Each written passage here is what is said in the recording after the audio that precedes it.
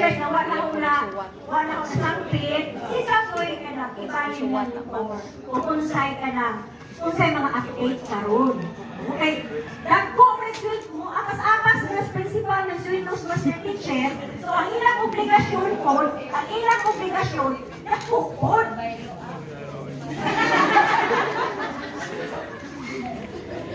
Again ha, lahi kami, ako ang magajug ko ingong kadyo na damgo o mahimo kong principal, agahog kajug kay master teacher, magajug kay gunahan, kajug kong retire, ano hira sa akong Mario.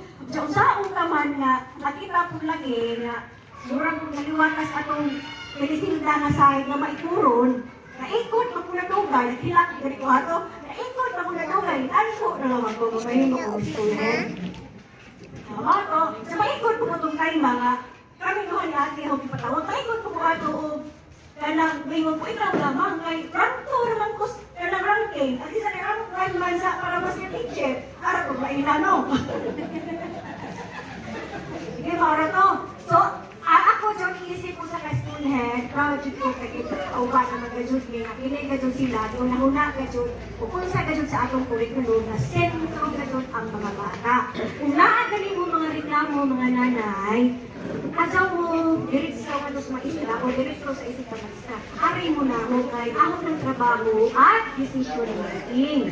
Kung sa decision making, based sa legal basis, basta naaraw mo ko legal na basihan, makasunod para ko anak kung sa inyong problema.